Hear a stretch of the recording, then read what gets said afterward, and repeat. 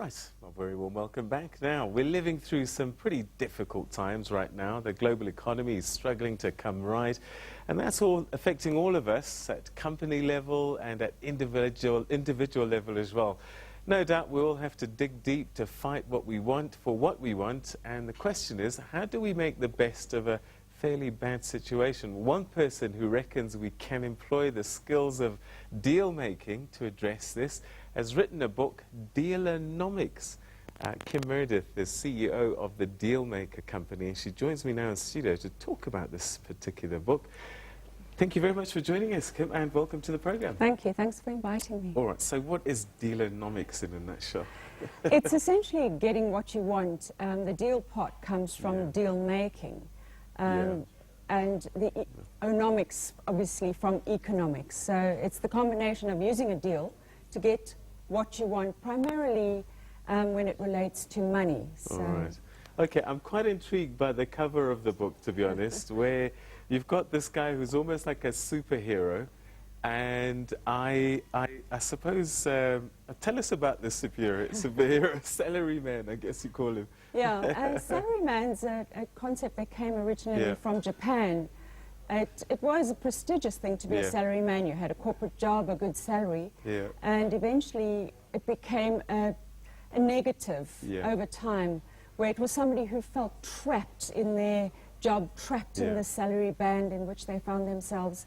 And the whole book uses salaryman as a superhero, as you said, how he breaks out of feeling trapped and not having any control over his earnings, his destiny, where he wants to go in his career. And Dealonomics gives him his superpowers. So I built this little analogy around salaryman, rather than, it's to help people who do feel that way, that feel they have no power to get their break power out. back. All right, companies can learn quite a bit from this as well, can't they? Because especially when you think about the issue of replacing staff. When I wrote it, I was a little concerned that the corporate market would think, oh, this woman's teaching people how to get the best possible salaries, get the promotions. But when you look at the cost to an organization of replacing somebody or bringing in somebody from outside the organization, it's 1.5 times the annual salary. So the higher the person, the more they're earning, the more the cost. So if companies know how to look after their good people, or even their average performers, you know, an average performer is still going to be cheaper than hiring some unknown entity from outside. They will look after their people better, I hope.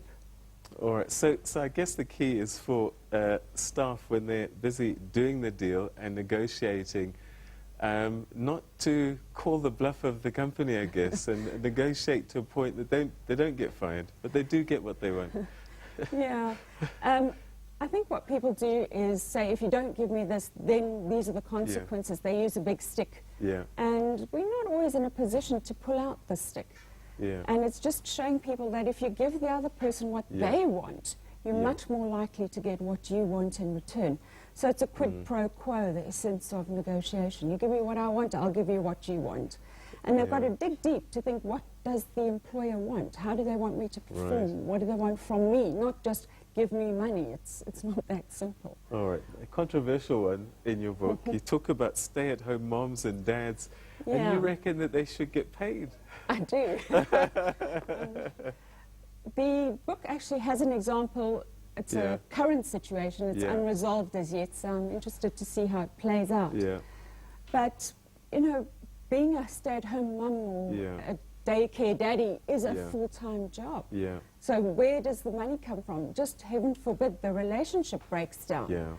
The person who stayed at home has had no income and finds himself in a difficult position. And it's just a little balance sheet. Don't get alarmed, it's nothing. You don't have to have a CA to understand it. On how the person can work out their value, how they get an allowance or a salary for being the carer.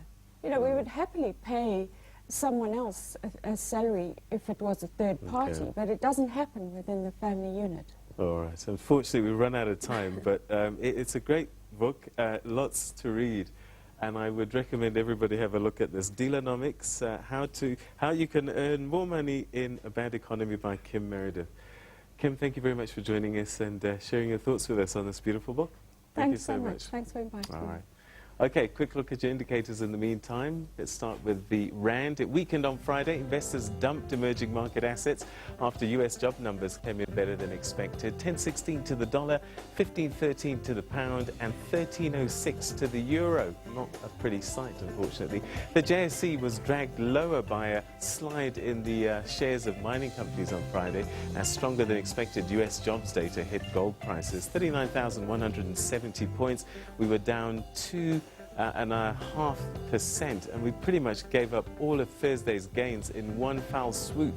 European shares also closed lower on the U.S. employment report, which has increased fears of an end to the Federal Reserve's monetary stimulus program. That saw the FTSE down to 6,376 points. The German Xetra DAX down to 7,806, and the CAC 40 in France 3,754. Now, interestingly, in the US, though, stocks went the other way. They jumped on that strong jobs report, indicating an improving US economy. And that offset, though, the worries of a sooner-than-expected end to Fed bond buying.